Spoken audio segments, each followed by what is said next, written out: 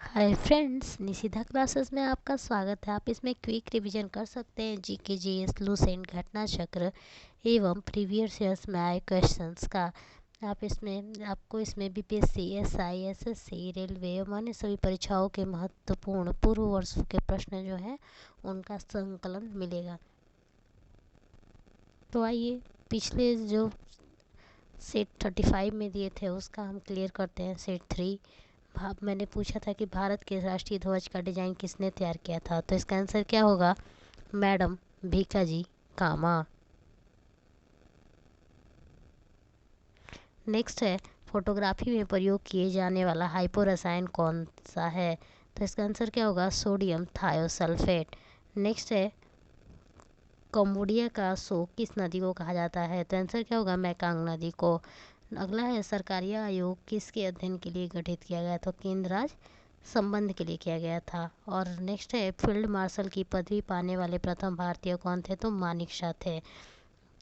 इस वीडियो के अंत में पास 5 क्वेश्चन दूंगी जिसका आंसर आप कमेंट बॉक्स में ज़रूर करें।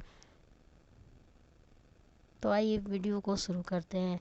वैदिक युग में राजा अपनी जनता से जो कर वसूल करते थे उसे क्या कहा जाता था? पहला है बलि, दूसरा वर्मन, तीसरा विदत और चौथा है कर। तो आंसर क्या होगा? बलि।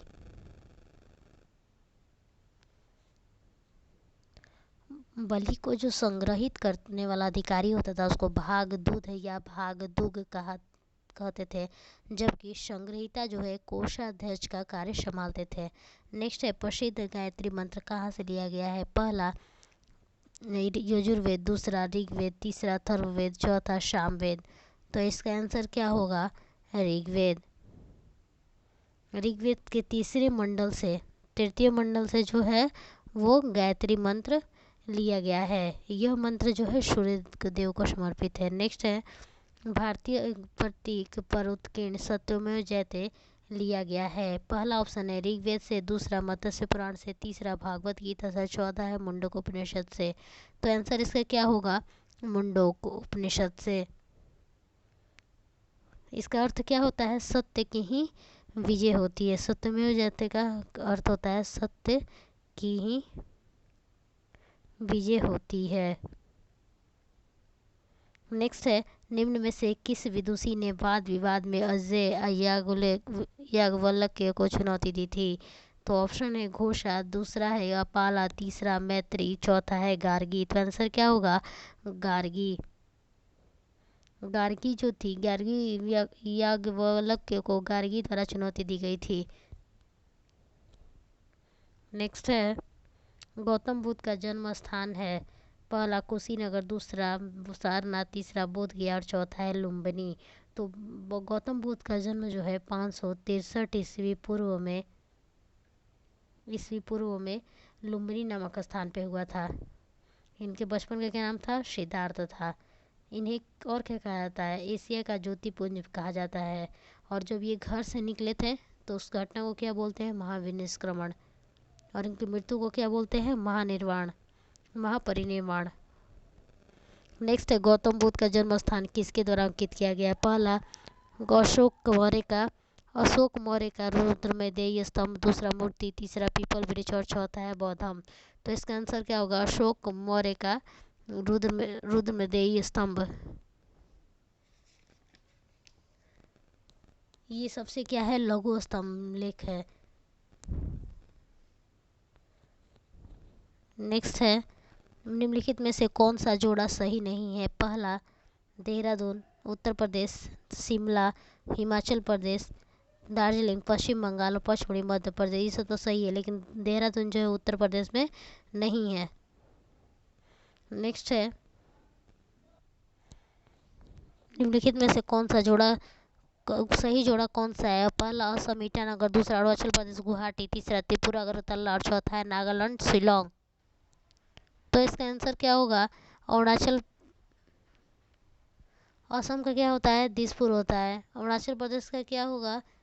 ईटानगर होता है। और त्रिपुरा का क्या होता है? अगरतला होता है। तो इसका आंसर क्या हो जाएगा? ये त्रिपुरा का अगरतला। नेक्स्ट है, दार्जिलिंग पश्चिम बंगाल, माउंट एबू राजस्थान, कोडाईकनाल तमिलनाडु और शिमला है उत्तर प्रदेश। तो शिमला कहाँ है? शिमला जो है वो हिमाचल प्रदेश में है, HP। और जो कि अन्य क्या है, सब सम्मिलित है। कोडाईकनाल तमिलनाडु में है, माउंट एबू राजस्थान और दार्जिलिंग पश्चिम बंगाल में। राज्य और उसकी राजधानियों का सही जोड़ा बताइए। नागालैंड शिलोंग, झारखंड रांची, सही है। उत्तरांचल नैनीताल, और कह रहा है कि छत्तीसगढ़ बिलासपुर, गलत है ये सब, झारखंड और रांची यही सही है। उत्तराखंड का क्या हो जाएगा? देहरादून हो जाएगा इसका। छत्तीसगढ़ का रायपुर और नागालैंड का कोहिमा, ये तीनों गलत है। नेक्स्ट है, भारत में 9 तटीय राज्य हैं, किंतु आधे से अधिक समुद्री नमक गुजरात के तट पर बनाया जाता है, क्योंकि गांधी जी ने नमक आंदोलन गुजरात में शुरू किया था। दूसरा, कम वर्षा और अपेक्षित आर्द्रता समुद्र जल के वाष्पन द्वारा नमक उत्पादन के लिए आदर्श है।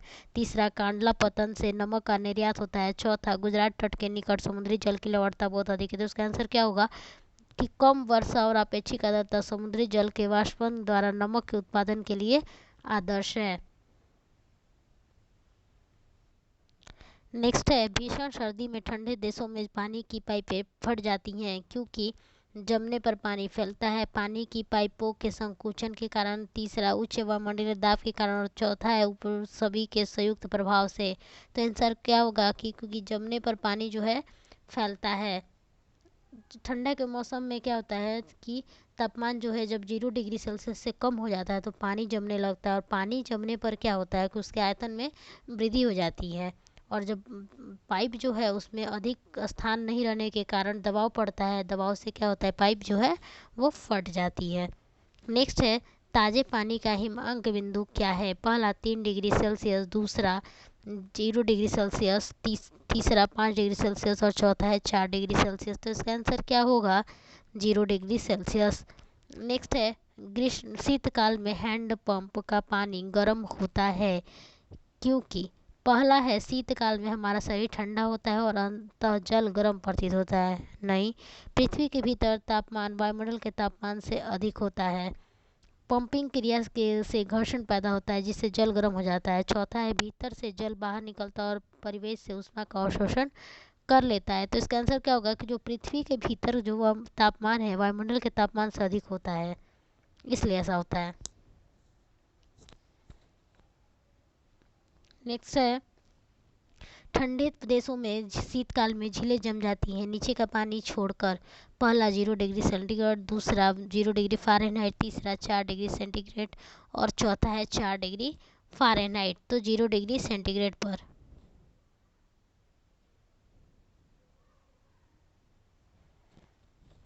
करें, ठंडे प्रदेश में जो शीतकाल में जब वातावरण का तापमान गिरते गिरते जो 0 डिग्री पहुंच जाता है, तब झीलों और तालाब में ऊपरी सतह पे तो बर्फ जम जाता है, जबकि निचली सतह पर कितना होता है? 4 डिग्री सेल्सियस पानी के रूप में रहती है। फिर है, किलो घंटा एक यूनिट है। पहला ऊर्जा का, दूसरा बल का, तीसरा शक्ति का, चौथा संवेग का। तो इसका आंसर क्या होगा? ऊर्जा का।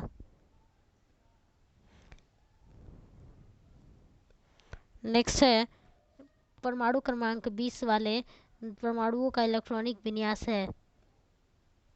तो इलेक्ट्रॉनिक विन्यास हम कैसे लिखते हैं? 2 8 8, तो 8 2 10, 18 और 2 20। किसका है? सी नंबर का। फिर है, क्या है? तत्व की खोज, सॉरी 106 नंबर तत्व की खोज किसने की?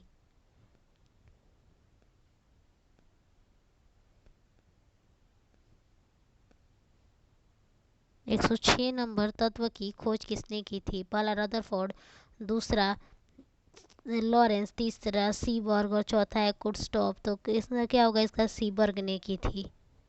ठीक है, 1951 ईस्वी में।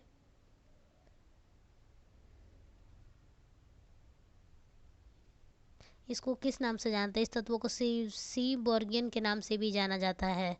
इसका प्रतीक क्या है? SG। नेक्स्ट है, उस यौगिक की को चिन्हित कीजिए जिसने अपनी संयोजकता तथा उप संयोजक का बंध है। तो क्या होगा NH4Cl, फिर SO3, फिर SO2 और फिर H2O। तो इसका आंसर क्या होगा NH4Cl। NH4Cl में जो है अमोनियम आयन NH4 प्लस है और क्लोराइड में क्या है माइनस है, 4 में प्लस है और Cl में क्या है माइनस है, के बीच बंधन आयनी होता है, जबकि अमोनियम आयन में नाइट्रोजन और हाइड्रोजन परमाणु के बीच बना बंधन ससंयोजक होता है। इसके साथ ही उप ससंयोजक का बंध भी उपस्थित रहता है। फिर कर अमोनिया का एक गुण कौन सा है? पहला, यह जल में अविलय होता है, यह गंध रहित गैस है, यह पीत गैस होती है। चौथा है, इसके जलीय विलयन में लाल लिटमस जो है नीला हो जाता है। तो इसका आंसर क्या होगा, लाल लिटमस जो है वो नीला हो जाता है। ये जो अमोनिया गैस होती है वो क्या होती है, तीक्ष्ण गंध वाली रंगहीन गैस होती है। नेक्स्ट है, पुरानी किताबों का कागज भूरा किस कारण होता है? पहला, लगातार उपयोग से, दूसरा, संवातन की कमी से, तीसरा, धूल जम जाने से और चौथा है सेलुलोज के ऑक्सीकरण से। तो इसका आंसर क्या होगा, सेलुलोज की ऑक्सीकरण से। नेक्स्ट है, निम्नलिखित में से सबसे प्रबल ऑक्सीकारक एजेंट क्या है? ऑक्सीजन, क्लोरीन, फ्लोरीन और आयोडीन। तो इसमें क्या होगा, इसमें आंसर होगा फ्लोरीन, फ्लोरीन। ठीक है। ऑक्सीकरण संख्या किसी यौगिक के इलेक्ट्रॉन ह्रास को प्रदर्शित करता है। फ्लोरीन प्रबल ऑक्सीकरण एजेंट है। फ्लोरीन की ऑक्सीकरण संख्या -1 होती है। इसकी वैद्युत ऋणात्मक अन्य तत्वों की अपेक्षा सर्वाधिक होती है। फिर गहरे तले हुए खाद्य पदार्थ कैंसरजनक होते हैं क्योंकि इनमें प्रचुरता होती है। पहला, वसा की, दूसरा, हाइड्रोकार्बन की, तीसरा, पकाने के तेल की और चौथा है निकोटीन की। तो जो गहरे तले हुए जो खाद्य पदार्थ होते हैं कैंसरजनक होते हैं क्योंकि उसमें जो वसा की मात्रा है वो प्रचुर मात्रा में होती है। और जो खाद्य तेलों में जो उपस्थित ट्रांस फैट कैंसर के कारक हो सकते हैं, इसलिए ये कैंसरजनक होता है। नेक्स्ट है, निम्नलिखित में से यह पदार्थ कौन सा है जो 14 वर्ष की आयु तक के बच्चों के विकास के लिए अत्यंत आवश्यक है? पहला, प्रोटीन, दूसरा, विटामिन, तीसरा, वसा और चौथा है दूध। तो जो ये है प्रोटीन है वो अत्यंत जटिल तथा नाइट्रोजन युक्त पदार्थ है। इसकी रचना जो है 20 अमीनो अम्ल के संयोग से होती है। ये शरीर के पोषण के लिए क्या है, अति आवश्यक है और इसलिए ये 14 जो वर्ष के आयु तक के बच्चे के विकास के लिए आवश्यक होती है। शरीर में इसकी मात्रा कितनी होती है, 40% होती है। ये शरीर की नवीन कोशिकाओं का मुख्य आधार है। नेक्स्ट है, अमीनो एसिड की आवश्यकता किसके संश्लेषण के लिए होती है? पहला, लिपिड, दूसरा, प्रोटीन, तीसरा, कार्बोहाइड्रेट, चौथा है एल्कलॉइड। तो अभी बताया कि अमीनो अम्ल इसमें पाया जाता है, बिस्टो संयोग से बनता है प्रोटीन, तो इसलिए क्या होगा इसका आंसर प्रोटीन। नेक्स्ट है, नाइट्रोजनी आहार है। पहला, कार्बोहाइड्रेट, दूसरा, लिपिड, तीसरा, प्रोटीन और चौथा है लवण। तो आंसर क्या होगा इसका, प्रोटीन। नेक्स्ट है, निम्नलिखित में से देह निर्माता किसे कहते हैं? प्रोटीन है, दूसरा कार्बोहाइड्रेट, तीसरा विटामिन और चौथा है वसा। तो अभी बोले कि प्रोटीन जो है क्या है, शरीर निर्माता है, बच्चों के लिए आवश्यक है, तो प्रोटीन इसका आंसर हो जाएगा। फिर निम्नलिखित में से नृत्य का शास्त्रीय रूप कौन सा है? मणिपुरी, भांगड़ा, मयूरभंज का छाऊ और चांग। तो मणिपुर जो है वो एक शास्त्रीय नृत्य है, बाकी सब क्या है, लोक नृत्य है।